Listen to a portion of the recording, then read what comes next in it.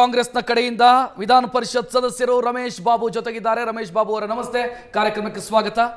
ಇನ್ನು ಹಿರಿಯ ಪತ್ರಕರ್ತ ರವೀಂದ್ರ ರೇಷ್ಮೆ ಜೊತೆಗಿದ್ದಾರೆ. ಸರ್ ನಮಸ್ತೆ, ಕಾರ್ಯಕ್ರಮಕ್ಕೆ ಸ್ವಾಗತ. ಬಿಜೆಪಿಯ ಕಡೆಯಿಂದ ಮೋಹನ್ ವಿಶ್ವ ಜೊತೆಗಿದ್ದಾರೆ. ನಮಸ್ತೆ ಮೋಹನ್ ಅವರೇ, ಕಾರ್ಯಕ್ರಮಕ್ಕೆ ಸ್ವಾಗತ. ಇನ್ನು ನಮ್ಮ ಅಸೋಸಿಯೇಟ್ ಎಡಿಟರ್ ರಾಜಕೀಯ ವಿಶ್ಲೇಷಕ ಪ್ರಶಾಂತ್ ನಾಥು ಕೂಡ ಜೊತೆಗಿದ್ದಾರೆ. ರಮೇಶ್ ಬಾಬು ಅವರಿಂದ ಶುರು ಮಾಡೋಣ.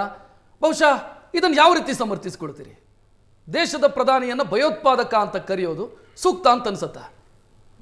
ಸೂಕ್ತವಾದ ಹೇಳಿಕೆಗಳನ್ನ ಕೊಟ್ಟಾಗ ಸೂಕ್ತವಾಗಿ ನಾವು ಸಮರ್ಥನೆ ಮಾಡ್ಕೋಬೇಕಾಗತ್ತೆ. ನನಗೆ ಯಾಕೋ ನಿಮ್ಮ ಟಿ ವಿ ಮೇಲೆ ಸ್ವಲ್ಪ ಬೇಸರ ಇದೆ.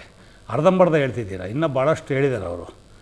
ಪ್ರಧಾನಿಯವ್ರನ್ನ ರಾವಣ ಅಂತ ಕರೋರು ಯಾಕೆ ಹೇಳಲಿಲ್ಲ ಅಂತ ನನಗೊಂದು ಪ್ರಶ್ನೆ ಇದೆ. ಅವ್ರು ಹೇಳಿರೋ ಅಷ್ಟು ಪದಗಳು ಉಪಯೋಗಿಸ್ಬೇಕು ನೀವು. ಅವರು ಈಸ್ ಎ ಡಿಪ್ಲೊಮೆಟಿಕ್ ಪೊಲಿಟಿಷಿಯನ್, ಈ ನೋಸ್ ಹೌ ಟು ಟಾಕ್. ಆಯಾ ಸಂದರ್ಭಕ್ಕೆ ಸಮಂಜಸವಾಗಿ ಹೇಳಿಕೆಗಳನ್ನ ಕೊಟ್ಕೊಂಬಂದಿದ್ದಾರೆ. ಯಾರಪ್ಪ ಬಿ ಜೆ ಪಿಯವರು ಹೊಸ ಡಿಕ್ಷನರಿ ಕೊಟ್ಟಿದ್ದಾರೆ ಈ ದೇಶದಲ್ಲಿ. ಆ ಡಿಕ್ಷನರಿ ನಿಮಗೂ ತಲುಪಿರ್ಬೋದು. ಹಂಗಾಗಿ ಈ ಥರದೆಲ್ಲ ಇಟ್ಕೊಂಡು ಭಯೋತ್ಪಾದಕ ಅನ್ನೋದು ಯಾವ ಡಿಕ್ಷನರಿಯಲ್ಲಿ ಒಳ್ಳೆ ಶಬ್ದ ಆಗುತ್ತೆ? ಪ್ರಶ್ನೆ ಕೇಳಿದ್ರೆ ಉತ್ತರ ಕೇಳಂಗಿದ್ರೆ ನಮ್ಮನ್ನು ಉತ್ತರ ಕೇಳಿ. ನೀವು ನಮಗೆ ಉತ್ತರ ಹೇಳೋಕ್ಕೆ ಬಿಡಲ್ಲ ಅಂದರೆ ನಿಮ್ಮದು ಮತ್ತೆ ಕೇಳಿ ದಯಮಾಡಿ. ನನಗೆ ಗೊತ್ತಿದೆ, ಅದೇ ನಿಮ್ಮ ಪ್ರಶ್ನೆನೇ ನನಗೆ ಗೊತ್ತಿದೆ.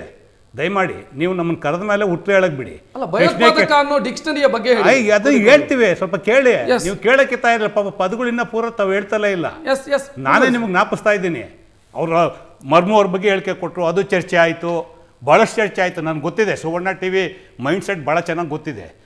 ಚರ್ಚೆಗೆ ಕರೆದ ಮೇಲೆ, ಪ್ರಶ್ನೆ ಕೇಳಿದ ಮೇಲೆ ಉತ್ತರ ಕೇಳಕ್ಕೆ ಅವಕಾಶ ಕೊಡ್ತೀನಿ ನಾನು.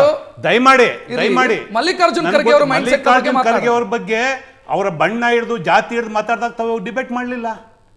ಅವಾಗ ನಿಮ್ಗೆ ಅದು ಅನ್ನಿಸ್ಲಿಲ್ಲ. ಈಗ ನಿಮ್ಗೆ ಅನಿಸಿದೆ, ಮಾತಾಡಿ. ನಾನು ಕಾಂಗ್ರೆಸ್ ಪಕ್ಷದ ಪರವಾಗಿ, ನಮ್ಮ ನಾಯಕರ ಪರವಾಗಿ ನಾನು ಸಮರ್ಥನೆ ಮಾಡೋಕ್ಕೆ ಬಂದಿದ್ದೀನಿ. ಗೊತ್ತಾಯ್ತಾ? ಅವ್ರು ಹೇಳಿದ ಟೆಕ್ಸ್ಟ್ ಅಷ್ಟು ಹಾಕಿ. ಭಯೋತ್ಪಾದಕನ್ನ ಯಾವ ಟೆಕ್ಸ್ಟಲ್ಲಿ ಮಾತಾಡದೆ ಅಂತ ಹೇಳೋರು ಕೊಟ್ರಲ್ಲ, ಹಾಕಿ ಅದನ್ನು ನೀವು ಡಿಕ್ಷನರಿ ನಿಮಗೆ ಅರ್ಥ ಆಗುತ್ತೆ. ನಾನು ಹೇಳೋದು ಬೇಡ. ಡಿಕ್ಷನರಿ ಯಾವುದು, ಯಾವ ಪದದಲ್ಲಿ ಮಾತಾಡಿದರೆ ಒಬ್ಬ ವಿರೋಧ ಪಕ್ಷದ ನಾಯಕರು, ನಾಟ್ ಎ ಕಾಮನ್ ಮ್ಯಾನ್. ಅದಕ್ಕೆ ಸರ್ ತಾವು ಡಿಕ್ಷನರಿ ಕೇಳಿದ್ರಲ್ಲ, ಡಿಕ್ಷನರಿ ಅರ್ಥ ಅವ್ರು ಹೇಳ್ಬಿಟ್ಟಿದ್ದಾರೆ ಆಲ್ರೆಡಿ. ತಾವು ಭಾಳ ಅವ್ರ ಬಗ್ಗೆ ಗೌರವ ಇರ್ತಕ್ಕಂಥವ್ರು. ಇಲ್ಲಿ ಒಬ್ಬ ಎಕ್ಸ್ ಹೋಮ್ ಮಿನಿಸ್ಟ್ರು ಅವ್ರನ್ನ ಜಾತಿ ನಿಂದನೆ ಮಾಡಿದಾಗ, ಅವರ ಬಣ್ಣ ಇಟ್ಕೊಂಡು ಮಾತಾಡಿದಾಗ, ಅವ್ರ ಚರ್ಮದ ಬಣ್ಣ ಇಟ್ಕೊಂಡು ಮಾತಾಡಿದಾಗ ತಮ್ಗೇನು ಅನ್ನಿಸ್ಲಿಲ್ಲ. ಪಾಪ ಈಗ ತಮಗೆ ಇಡೀ ದೇಶದಲ್ಲೆಲ್ಲ ಅವ್ರು ಮಾತಾಡಿರೋ ತಪ್ಪು ಅಂತ ಭಾವನೆ ಬಂದಿದೆ. ನೂರಕ್ಕೆ ನೂರು ಸರಿ. ನಾನು ಬಂದಿರೋದು ಅದಕ್ಕೆ ಹೇಳಕ್ ಬಿಡಿ, ಹೇಳಕ್ ಬಿಡಿ. ನೀವು ದಯಮಾಡಿ ಎಲ್ಲ ಅದಕ್ಕೆ ಹೇಳಿದ್ದು, ಎಲ್ಲದೂ ಒಟ್ಟಿಗೆ ಹೇಳ್ತೀನಿ ತಗೊಳ್ಳಿ ಅಂತ ಹೇಳಿ. ನಾಟ್ ಓನ್ಲಿ ದಟ್, ರಾವಣ ಅಂತ ಕರೆದ್ರು ಅವರು, ಅದನ್ನು ತಗೊಳ್ಳಿ. ಅದಕ್ಕೂ ನಾವು ಸಮರ್ಥನೆ ಮಾಡೋಕ್ಕೆ ಬಂದಿರೋ ಅಂಥದ್ದು. ಒಂದು ತಗೊಂಡು ಯಾವುದೋ ಒಂದು ಪಿಕ್ ಆ್ಯಂಡ್ ಚೂಸ್ ಮಾಡಿ ಮಾತಾಡಬೇಡಿ. ಖರ್ಗೆ ಅವ್ರು ಏನೇನು ಮಾತಾಡಿದ್ರೆ ಅಷ್ಟು ತಗೊಳ್ಳಿ. 72ರಲ್ಲಿ ಅವ್ರು ಈ ರಾಜ್ಯದ ಶಾಸಕರಾಗಿ ಅಲ್ಲಿಂದ ಬಂದಾಗ ಏನೇನು ಮಾತಾಡಿದ್ದಾರೆ, ಅವ್ರ ಬಗ್ಗೆ ಬೇರೆಯವ್ರು ಏನೇನು ಮಾತಾಡಿದ್ದಾರೆ, ಬಿ ಜೆ ಪಿಯವ್ರು ಏನೇನು ಮಾತಾಡಿದ್ದಾರೆ, ಬಿ ಜೆ ಪಿ ಹೆಂಗೆ ಷಡ್ಯಂತ್ರ ಮಾಡಿ ಕಲಬುರಗಿನಲ್ಲಿ ಅವ್ರನ್ನ ಸೋಲ್ಸಿದ್ರು, ಎಲ್ಲದೂ ತಗೊಳ್ಳಿ. ಸಂಬಂಧ ಇಲ್ಲ ರಮೇಶ್ ಬಾಬು, ಎಲ್ಲದಕ್ಕೂ ಸಂಬಂಧ ಇದೆ. ನೋಡಿ ಸರ್, ಭಯೋತ್ಪಾದಕ ಅಂತ ಒಬ್ಬ ಪ್ರಧಾನಿಯನ್ನು ಕರಿಬಹುದಾ? ನಿಮ್ಗೆ ಅದಕ್ಕೆ ನಿಮ್ಗೆ ಸಂಬಂಧ ಇಲ್ಲ. ಯಾಕಂದ್ರೆ ಅವರು 72ರಲ್ಲಿ ಅವರು ಗುಲ್ಬರ್ಗ ಸೋಲ್ಸಿದ್ದಕ್ಕೆ ಸಂಬಂಧ ಇಲ್ಲ ನಿಮ್ಗೆ. ಹೌದು, ಕರೆಕ್ಟ್. ನಿಮ್ಮ ಮೈಂಡ್ ಸೆಟಪ್ ಹಂಗೆ ಇರುತ್ತೆ. ನಾನು ವೆಲ್ಕಮ್ ಮಾಡ್ತೀನಿ. ರಮೇಶ್ ಬಾಬು ದಯಮಾಡಿ ಇಲ್ಲಿ ನಾತು ಸರ್, ನಾನು ಬರ್ತೀನಿ, ನಿಮ್ಮ ಹತ್ರ ಬರ್ತೀನಿ. ಹೇಳಿ, ನನಗೆ ಗೊತ್ತು. ನೋಡಿ, ಪ್ರತಿಯೊಂದಕ್ಕೂ is A good politician and matured politician. ಅವರು ಮಾತಾಡ್ಬೇಕಾದ್ರೆ ಪ್ರತಿಯೊಂದಕ್ಕೂ ಅರ್ಥ ಇರುತ್ತೆ. ಅಫ್ಕೋರ್ಸ್ ಗುಜರಾತನ್ನು ಅವರು ಏನು ಇಲ್ಲಿಟ್ರೇಟ್ ಅಂತ ಕರೆದಿದ್ದಾರೆ, ಅದಕ್ಕೆ ಅವರೇ ಕ್ಲಾರಿಫಿಕೇಶನ್ ಕೊಟ್ಟರು, ವಿಷಾದವನ್ನು ವ್ಯಕ್ತಪಡಿಸಿದ್ರು. ಅವ್ರಿಗೆ ಗೊತ್ತಿದೆ ಯಾವ ಭಾಷೆ ಬಳಸ್ಬೇಕಂತೇಳಿ. ಭಯೋತ್ಪಾದಕ ಅಂತ ಮಾತಾಡಿರ್ತಕ್ಕಂಥ ಪದ ಏನು ಇವತ್ತು ಏಜೆನ್ಸಿಗಳನ್ನ ಇಟ್ಕೊಂಡು, ನೀವು ಇ ಡಿ ಇರ್ಬೋದು, ಐ ಟಿ ಇರ್ಬೋದು, CBI ಇರ್ಬೋದು, ಸೆಂಟ್ರಲ್ ಏಜೆನ್ಸಿಗಳು ಇನ್ಕ್ಲೂಡಿಂಗ್ ಎಲೆಕ್ಷನ್ ಕಮಿಷನ್ನು, ಅವ್ರೇನು ಪ್ರವಾಹ ಮಾಡ್ತಾ ಇದ್ದಾರೆ, ಪ್ರಹಾರ ಮಾಡ್ತಾ ಇದ್ದಾರೆ ಮೋದಿರವರು, ಅದಕ್ಕೆ ಸಂಬಂಧಪಟ್ಟಂತೆ ಟೆರರಿಸ್ಟ್ ಅನ್ನೋ ಪದ ಬಳಸಿರ್ತಕ್ಕಂಥದ್ದು. ಇವತ್ತು ಚುನಾವಣಾ ಆಯೋಗದವ್ರು ಪಾಪ ಮೋದಿ ಬಗ್ಗೆ ಬಹಳ ಪ್ರೀತಿ ಅವರಿಗೆ, ಚೀಫ್ ಎಲೆಕ್ಷನ್ ಕಮಿಷನರ್ಗೆ. ಈಗ ಅವ್ರ ಮೇಲೆ ಆಗಲೇ ಒಂದು ಅಭಿಯೋಗ ಮಾಡೋದಕ್ಕೆ ಮೂವ್ ಮಾಡಿದ್ದಾರೆ. ಅವರು ಪ್ರಧಾನಮಂತ್ರಿಗಳು ಒಂದು ಬಿಲ್ಲು ಸೋತ್ರೆ ಅದನ್ನಿಟ್ಕೊಂಡು ಇಡೀ ವಿರೋಧ ಪಕ್ಷಗಳನ್ನ ಸರ್ಕಾರಿ ಯಂತ್ರ ಉಪಯೋಗಿಸ್ಕೊಂಡು ಚುನಾವಣೆ ಪೆಂಡಿಂಗ್ ಇದ್ದಾಗ ದಯಮಾಡಿ ಚುನಾವಣೆ ನಡಿಬೇಕಾದ್ರೆ ಟೀಕೆ ಮಾಡಿದ್ರೆ ಅವ್ರಿಗೆ ನೋಟಿಸ್ ಕೊಡೋಕ್ಕೆ ಶಕ್ತಿ ಇಲ್ಲ ಎಲೆಕ್ಷನ್ ಕಮಿಷನ್ಗೆ. ಪಾಪ ಇವ್ರು ಖರ್ಗೆ ಸ್ಟೇಟ್ಮೆಂಟ್ ಕೊಟ್ಟರೆ ಇಮಿಡಿಯೇಟ್ ನೋಟಿಸ್ ಕೊಡಲೇಬೇಕು. That is what Kharge is telling. Terrorism ಅನ್ನೋ ಪದ ಯಾಕೆ ಬಳಕೆ ಮಾಡ್ತಾ ಇದ್ದಾರೆ ಅಂದರೆ, ಈ ದೇಶದಲ್ಲಿರ್ತಕ್ಕಂಥ ಸ್ವಾಯತ್ತ ಸಂಸ್ಥೆಗಳನ್ನ, ಸಾಂವಿಧಾನಿಕ ಸಂಸ್ಥೆಗಳನ್ನ ತಮ್ಮ ಅಧಿಕಾರವನ್ನು ದುರುಪಯೋಗ ಪಡಿಸ್ಕೊಂಡು ಏನಿವತ್ತು ವಿರೋಧ ಪಕ್ಷಗಳನ್ನ ಮತ್ತು ಪ್ರಜಾಪ್ರಭುತ್ವವನ್ನು ಅಣಿಯುವಂಥ ಕೆಲಸ ಮಾಡ್ತಾ ಇದ್ದಾರೆ, ಆ ಕಾರಣಕ್ಕೆ ಖರ್ಗೆರವರು ಆ ಪದ ಬಳಕೆ ಸರಿ ಮಾಡಿರ್ತಾರೆ. ರಮೇಶ್ ಬಾಬು ಅವರು ಇಲ್ಲಿ ಅದಕ್ಕೆ ಸರಿಯಾದಂಥ ಅರ್ಥವನ್ನ ಈಗಾಗಲೇ ಕ್ಲಾರಿಫಿಕೇಶನ್ ಅರ್ಥ ಆಯ್ತು, ನೀವು ಹೇಳಿದ್ದು ನನಗೆ ಅರ್ಥ ಆಯ್ತು. ನನಗೆ ಇಲ್ಲೊಂದು ಪ್ರಶ್ನೆ ಬರುತ್ತೆ. ಸರಿ, ಭಯೋತ್ಪಾದಕ ಅಂತ ಕರೆದ್ರು, ಇಲ್ಲಿನ ಪ್ರಜಾಪ್ರಭುತ್ವ ವ್ಯವಸ್ಥೆಯನ್ನು ಟೆರರೈಸ್ ಮಾಡ್ತಿದ್ದಾರೆ ಅನ್ನೋ ಕಾರಣಕ್ಕಾಗಿ ಭಯೋತ್ಪಾದಕ ಅಂತ ಕರೆದ್ರು. ನಾಳೆ ಯಾರನ್ನೋ ಒಬ್ಬ ರಾಜಕೀಯ ನಾಯಕರನ್ನ ಅತ್ಯಾಚಾರಿ ಅಂತ ಕರೆದು ಇಲ್ಲಿನ ಕಾನೂನು ವ್ಯವಸ್ಥೆಯ ಮೇಲೆ ಅತ್ಯಾಚಾರ ಮಾಡ್ತಾ ಇದ್ದಾರೆ, ಅದಕ್ಕಾಗಿ ನಾವು ಅತ್ಯಾಚಾರಿ ಅಂತ ಕರೆದ್ವಿ ಅಂತ ಸಮರ್ಥನೆ ಕೊಟ್ಟರೆ ಒಪ್ಕೊಳ್ಳೋದಕ್ಕಾಗತ್ತಾ? ಸೇಮ್ ಅಲ್ಲ ಅದು? ಇಲ್ಲ, ದಯಮಾಡಿ ಉತ್ತರ ಪ್ರಶ್ನೆ ಕೇಳಿದಾಗ ಉತ್ತರ ಕೊಡಿ, ದಯಮಾಡಿ ನೋಡಿ. ಖರ್ಗೆರವರು ನಡೆದು ಬಂದಿರೋ ದಾರಿನಲ್ಲಿ ನೀವು ಹೇಳ್ತಕ್ಕಂಥ ಭಾಷೆನ ಬಳಸೋದು ಇಲ್ಲ, ಬಳಸೋ ಅವಶ್ಯಕತೆನೂ ಅವ್ರಿಗಿಲ್ಲ. ಅಟ್ ದ ಸೇಮ್ ಟೈಮ್ ಈ ದೇಶದ ಪ್ರಜಾಪ್ರಭುತ್ವದ ವ್ಯವಸ್ಥೆಯಲ್ಲಿ ಅತ್ಯಾಚಾರಿ ಅನ್ನೋ ಪದನೂ ಬಳಕೆ ಮಾಡಿದ್ದಾರೆ, ಇನ್ಕ್ಲೂಡಿಂಗ್ BJP ಲೀಡರ್ಸು, ಬೇರೆ ಲೀಡರ್ಸು ಬಳಕೆ ಮಾಡಿದ್ದಾರೆ. ಅಫ್ಕೋರ್ಸ್ ಅದು ಅಸಂವಿಧಾನಿಕ ಪದ ಇದ್ದರೂ ಸಹ ರಾಜಕೀಯ ಆರೋಪಗಳು ಮಾಡೋಂಥ ಸಂದರ್ಭದಲ್ಲಿ ಈ ಥರದ ಆರೋಪಗಳು ಬಂದಿದ್ದಾವೆ. BJP ಅವ್ರದ್ದು ಹೆಂಗೆ ಅಂದರೆ ಮಾತೆತ್ತಿದ್ರೆ ಅವ್ರು ಮಾತಾಡಿದ್ರೆ ಬೃಂದಾವನ, ಅವ್ರು ಏನೇ ಸುತ್ತಬಿಟ್ರೆ ಅವರು ಪತಿವ್ರತೆಯರು ಹೋಗ್ಬಿಡ್ತಾರೆ. ಅವರು ಬೇರೆಯವ್ರು ಮಾಡಿದ್ರೆ ಅಪಚಾರ. ಇವತ್ತು ಈ ದೇಶದಲ್ಲಿ ನಡೀತಾ ಇರ್ತಕ್ಕಂಥ ಕಾನೂನು ಅವರು ರಾಜಕೀಯ ಟೀಕೆಗಳು ಮಾಡಿದಂಥ ಸಂದರ್ಭದಲ್ಲಿ ವಿರೋಧ ಪಕ್ಷಗಳು ಟೀಕೆ ಮಾಡಿದಾಗ ಸ್ವೀಕಾರ ಮಾಡೋದಕ್ಕೆ ತಯಾರಿರಬೇಕು. ಪ್ರಜಾಪ್ರಭುತ್ವನೇ ಅದು. ಯಾವತ್ತೂ ಸಹ ಸರ್ಕಾರ ನಡೆಸೋವಂಥವ್ರು, ಆಡಳಿತ ಮಾಡೋವಂಥವ್ರು ಟೀಕೆಗಳು ಬಂದಾಗ ಸ್ವೀಕಾರ ಮಾಡಬೇಕು. ಈ ಥರ ಭಯೋತ್ಪಾದನೆ ಉಂಟು ಮಾಡೋದಲ್ಲ. ಈಗ ಅವರು ಹೇಳಿಕೆ ಕೊಟ್ಟರು ಅಂತೇಳಿ ಒಂದು ನಿಮಿಷ ಸರ್, ರಾಜ್ಯಸಭೆಯ ವಿರೋಧ ಪಕ್ಷದ ನಾಯಕರು, ಅವರು ಶಾಡೋ ಪ್ರೈಮ್ ಮಿನಿಸ್ಟರ್, ಯಾರು ನಿಮಗೆ ಲೋಕಸಭೆ ಇರ್ಬೋದು, ರಾಜ್ಯಸಭೆ ಇರ್ಬೋದು, ಒಂದು ಟೀಕೆ ಬಂದಾಗ ಅದನ್ನ ಟೀಕಾತ್ಮಕವಾಗಿ ಉತ್ತರ ಕೊಡೋಕೆ ಭಾಷೆ ಮುಖ್ಯ ಆಗುತ್ತೆ ರಮೇಶ್ ಬಾಬು. 100% ಸರ್, 100% ನಿಮ್ಮ ಅಭಿಪ್ರಾಯ ಅದು, ನನ್ನ ಅಭಿಪ್ರಾಯ ನಾನು ಹೇಳ್ತಾ ಇದ್ದೀನಿ, ನಮ್ಮ ಪಾರ್ಟಿ ಅಭಿಪ್ರಾಯ ಹೇಳ್ತಾ ಇದ್ದೀನಿ, ನನ್ನ ಅಭಿಪ್ರಾಯ ಹೇಳ್ತಾ ಇದ್ದೀನಿ. ನಾವೇನು ಟೀಕೆಯನ್ನು ಮಾಡ್ತೀವಿ ಅದನ್ನು ಸ್ವೀಕಾರ ಮಾಡೋಕ್ಕೆ ಮನಸ್ಥಿತಿ ಇಲ್ಲಲ್ಲೇ ಇರ್ತಕ್ಕಂಥವ್ರು ಈ ಥರದ ಕಾನೂನು ರಾಜ್ಯಗಳನ್ನ ಆಡೋಂಥದ್ದು ಮತ್ತೊಂದು ಮಾಡ್ತಾರೆ. ಏನು ಖರ್ಗೆರವರು ಹೇಳಿಕೆಯನ್ನು ಕೊಟ್ಟಿದ್ದಾರೆ, ಇನ್ಕ್ಲೂಡಿಂಗ್ ರಾವಣ ಅಂತ ಕರೆದಿದ್ದು, ಅದನ್ನು ಸಮರ್ಥನೆ ಮಾಡ್ತಾ ಇದ್ದೀನಿ. ಒಬ್ಬ ವಿರೋಧ ಪಕ್ಷದ ನಾಯಕರಾಗಿ ಆರೋಗ್ಯಕರವಾದಂಥ ಭಾಷೆಯನ್ನು ಬಳಸಿ ಅವರು ಒಳ್ಳೆ ಕಂಟೆಸ್ಟ್ ಅಲ್ಲಿ ಟೀಕೆಯನ್ನು ಮಾಡಿದ್ದಾರೆ. ಟೀಕೆ ರಿಸೀವ್ ಮಾಡೋದಕ್ಕೆ ಯಾರು ಸರ್ಕಾರ ಮಾಡ್ತಾ ಇದ್ದಾರೆ, ಸರ್ಕಾರ ನಡೆಸ್ತಾ ಇದ್ದಾರೆ, ಅವ್ರು ತಯಾರಿಲ್ಲ. ಈಗ ವಿರೋಧ ಪಕ್ಷಗಳ ಕೆಲಸವೇ ಸರ್ಕಾರದ ಬಗ್ಗೆ ಟೀಕೆ ಮಾಡತಕ್ಕಂಥದ್ದು.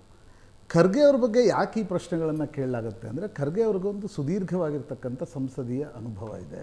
ಅವರೊಬ್ಬ ಸೀಸನ್ಡ್ ಪಾಲಿಟಿಷಿಯನ್ ಅನ್ನುವ ರೀತಿಯಲ್ಲಿ ಕರೆಸ್ಕೊಳ್ತಾರೆ.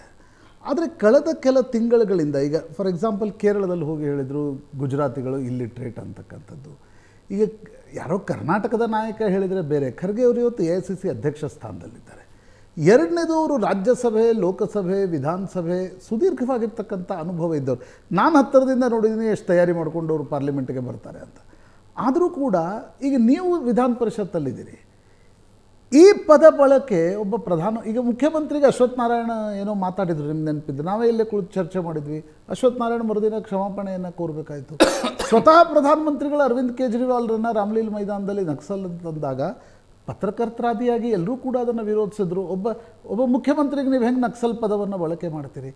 ಅದೇ ರೀತಿಯಲ್ಲಿ ಮಲ್ಲಿಕಾರ್ಜುನ್ ಖರ್ಗೆ ಅವರ ಬಗ್ಗೆ ಕೂಡ ಪ್ರಶ್ನೆಗಳಿರ್ತವೆ. ನೀವು on the floor of the house ಯಾವ ಪದ ಅಕ್ಸೆಪ್ಟೇಬಲ್ ಅಲ್ಲೋ ಆ ಪದವನ್ನು ನೀವೀಗ ಅದಕ್ಕೆ ಕಾರಣಗಳನ್ನು ಏನೇ ಕೊಡ್ತಿರಬಹುದು. ನೀವು ಹೇಳ್ತಿದ್ದೀರಿ ಇಲ್ಲ ಅವರು ಏಜೆನ್ಸಿಗಳನ್ನು ಬಳಕೆ ಮಾಡ್ತಿದ್ದಾರೆ ಅನ್ನೋ ಟೀಕೆಗೆ ಸಾಕಷ್ಟು ಪದಗಳಿವೆ. ಅದು ಬಿಟ್ಟು ಭಯೋತ್ಪಾದಕ ಅಂತಕ್ಕಂಥ ಪದವನ್ನು ಬಳಸುವ ಅವಶ್ಯಕತೆ ಇತ್ತ. ಖಂಡಿತ ನೋಡಿ, ತಾವು ಹೇಳ್ದಂಗೆ ತಾವು ಹೇಳ್ದ ಅಷ್ಟು ಮಾತನ್ನು ಸ್ವೀಕಾರ ಮಾಡ್ತೀನಿ. ಖರ್ಗೆರವರು ಬೆಳೆದು ಬಂದಿರತಕ್ಕಂಥ ದಾರಿ, ರಾಜಕೀಯವಾಗಿ ನಡ್ಕೊಂಡು ಬಂದಿರತಕ್ಕಂಥ ದಾರಿ ಡಿಫ್ರೆಂಟ್ ಫ್ರಮ್ ಅದರ್ ಪೊಲಿಟಿಷಿಯನ್. ಅದೇ ಕಾರಣಕ್ಕೆ ಅವರು ಗುಜರಾತ್ ಸಂಬಂಧಪಟ್ಟಂತೆ ಕೇರಳ ಪ್ರಚಾರ ಸಮಯದಲ್ಲಿ ಬಳಸಿದಂಥ ಭಾಷೆಗೆ immediate ವಿಷಾದವನ್ನು ವ್ಯಕ್ತಪಡಿಸೋದು. It is the personality of Kharge ji. ಇವತ್ತು ಕರ್ನಾಟಕದಲ್ಲಿ ಸದಾನಂದ ಗೌಡ್ರ ಬಗ್ಗೆ SM ಕೃಷ್ಣರವರು ಮುಖ್ಯಮಂತ್ರಿ ಆದಂಥ ಸಂದರ್ಭದಲ್ಲಿ ಅವ್ರು ನಗ್ತಾರೆ ಅನ್ನೋ ಬಗ್ಗೆ ಒಂದು ಕಾಮೆಂಟ್ ಮಾಡಿದ್ರು ಪಬ್ಲಿಕ್ಕಾಗಿ. ಇಮ್ಮಿಡಿಯೇಟ್ ಅವ್ರಿಗೆ ಅರ್ಥ ಆಯಿತು, ಕೃಷ್ಣ ಅವರಿಗೆ ಇದು ನಾನು ಬಳಸಬಾರ್ದಾಯ್ತು ಅಂತೇಳಿ ಅವ್ರು ವಿಷಾದವನ್ನು ವ್ಯಕ್ತಪಡಿಸೋದು. ಯಾರನ್ನು ನಾವು ಸ್ಟೇಟ್ಸ್ಮನ್ ಅಂತ ಕರಿತೀವಿ ಅವ್ರಿಗೆ ಈ ಥರದ ಪದ ಬಳಕೆಯಲ್ಲಿ ನಾನು ವ್ಯತ್ಯಾಸ ಮಾಡಿದ್ದೀನಿ ಅಂದರೆ ಖಂಡಿತ ಅವರು ವಿಷಾದವನ್ನು ವ್ಯಕ್ತಪಡಿಸ್ತಾರೆ, ಸರಿಪಡಿಸ್ಕೊತಾರೆ. ಬಟ್ ಖರ್ಗೆ ಅವರು ಆ್ಯಸ್ ಎ ಆಪೋಸಿಷನ್ ಲೀಡರ್, ನೀವು ಲೋಕಸಭೆ ಇರ್ಬೋದು, ರಾಜ್ಯಸಭೆ ಇರ್ಬೋದು, ನನಗಿನ್ನ ಚೆನ್ನಾಗಿ ದೆಹಲಿ ನಿಮಗೆ ಚೆನ್ನಾಗಿ ಪರಿಚಯ ಇದೆ.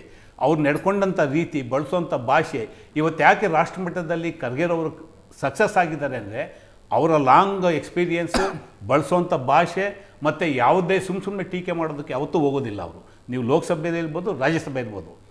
ಅವರು ಭಾಳ ಇಮ್ಮಿಡಿಯೇಟಾಗಿ ಸ್ಪಷ್ಟೀಕರಣ ಕೊಟ್ಟರು. ನಾನು ಭಯೋತ್ಪಾದಕ ಅಂತ ಕರೆದಿದ್ದು ಆಯಾ ಕಂಟೆಸ್ಟಲ್ಲಿ ಅಲ್ಲ, ಆಯಾ ಅರ್ಥದಲ್ಲಿ ಅಲ್ಲ. ನಾನು ಈ ಥರದ ಸಂಸ್ಥೆಗಳನ್ನ ದುರ್ಬಳಕೆ ಮಾಡಿಕೊಂಡು ಅದಕ್ಕೆ ಇದನ್ನು ಅವ್ರು ಲಿಂಕ್ ಅಲ್ಲ, ಮಾಡೋದು. ಬಳಸೋದಕ್ಕೆ ಬೇರೆ ಶಬ್ದ ದಯಮಾಡಿ ಇರ್ತಲ್ಲ, ರಮೇಶ್ ಬಾಬು ದಯಮಾಡಿ ಸರ್, ಇರಿ ಸರ್ ಒಂದು ನಿಮಿಷ, ನನಗೆ ಗೊತ್ತಿದೆ, ಇರಿ ಸರ್. ಮಹಿಳಾ ಮಸೂದೆಗೆ ಸಂಬಂಧಪಟ್ಟಂತೆ ಯಾವ ರೀತಿ ಪ್ರಧಾನಿಯವ್ರು ನಡ್ಕೊಂಡ್ರು, ಮತ್ತು ಸರ್ಕಾರಿ ಯಂತ್ರವನ್ನು ದುರ್ಬಳಕೆ ಮಾಡಿಕೊಂಡು ಅಂದರೆ ವಿರೋಧ ಪಕ್ಷಗಳನ್ನ ಯಾವ ರೀತಿ ಟೀಕೆ ಮಾಡಿದ್ರು, ಇದನ್ನು ಸೇರಿಸ್ಕೊಂಡು ಅವ್ರು ಮಾತಾಡೋರು. ಇವತ್ತು ತಾವೇನು ಮಾತಾಡ್ತಾ ಇದ್ದೀರಾ, ಇದೇ ಪ್ರಧಾನಿರವರು. ಅಫ್ಕೋರ್ಸ್ ನಿಮ್ಗೆ ನಿಂದನೆ ಬರಲಿ, ನೀವು ರಾಜಕೀಯವಾಗಿ ಮಾತಾಡಿ, ಯಾರನ್ನೋ ಎತ್ಕೊಟ್ಟು ಆಯಿತು. ನೀವು ನಿಮ್ಮ ಅರಗ ಜ್ಞಾನೇಂದ್ರರವರು ಕರ್ನಾಟಕದ ಫಾರ್ಮರ್ ಹೋಮ್ ಮಿನಿಸ್ಟ್ರು, ಅವ್ರನ್ನ ಈ ಚರ್ಮ ಇಟ್ಕೊಂಡು ಮಾತಾಡಿದಾಗ ಪ್ರಧಾನಿಯವ್ರು ಮಾತಾಡಿದ್ರ? ಅರೆ, ಒಬ್ಬ ಫಾರ್ಮರು, ಒಬ್ಬ ಕಾರ್ಮಿಕ ನಾಯಕ 72ರಿಂದ ನಡ್ಕೊಂಡು ಬಂದಿರತಕ್ಕಂಥ ಒಂದು ರಾಜಕೀಯ ಹಾದಿನ ಒಂದು ನಿಮಿಷದಲ್ಲೇ ನೀವು ಮಸಿ ಬಡೋದಲ್ಲ, ಆವತ್ತು ನಿಮ್ಗೆ ಅನ್ನಿಸ್ಲಿಲ್ವಾ? ಇದು ಬೇರೆ, ಇದು ನಾನು ಹಂಗಂತೇಳಿ ಇದನ್ನು ಅದಕ್ಕೆ ಡಿಪೆಂಡ್ ಮಾಡಿ ಕ್ಲಾರಿಟಿ ಮಾಡ್ತಾ ಇಲ್ಲ. ಇದು ಬೇರೆ, ಇದಕ್ಕೆ ನಾವು ರಾಜಕೀಯವಾಗಿ ಉತ್ತರ ಕೊಡ್ತಾ ಇದ್ದೀವಿ. ಸ್ಲಿಪ್ ಆಫ್ ಟಂಗ್ ಅಲ್ಲ ಸರ್, ನಾವು ಸ್ಪ್ಲಿಟ್ ಅಂತ ಹೇಳಲೇ ಇಲ್ಲ ಅವರು. ಹೌದು, ನಾನು ವಿತ್ ಇಂಟೆನ್ಷನ್ ನಾನು ಮಾತಾಡ್ತೀನಿ, ನಾನು ಮಾತನ್ನೇ ಹೇಳ್ತಾ ಇದ್ದಾರೆ. ನೀವು ವಿಷಯ ಸ್ವಲ್ಪದ ಹೇಳಿಕೆ ಇರ್ಬೋದು, ಇವತ್ತು ಟೆರರಿಸ್ಟ್ ಅಂತ ಕರೆದಿರ್ತಕ್ಕಂಥದ್ದು ಇರ್ಬೋದು, ರಾವಣ ಅಂತ ಕರೆದಿರ್ತಕ್ಕಂಥದ್ದು ಇರ್ಬೋದು, ಇವೆಲ್ಲ ಸ್ಪ್ಲಿಟ್ ಆಫ್ ಟಂಗ್ ಅಲ್ಲ. ಅವರ ಪ್ರಧಾನಮಂತ್ರಿಗಳು ನಡ್ಕೊಳ್ತಾ ಇರ್ತಕ್ಕಂಥ ರಾಜಕೀಯ ಹಾದಿಯನ್ನ ಟೀಕೆ ಮಾಡೋ ನಿಟ್ಟಿನಲ್ಲಿ ಅವ್ರು ಮಾಡಿದ್ದಾರೆ ಬಿಟ್ರೆ there is no question of split of tongue. Split of tongue ಮಾತಾಡಿರೋ ನೀವು ಮಾತಾಡಬೇಕಾದ್ರೆ ಮೋಹನ್ ವಿಶ್ವ ಅವ್ರು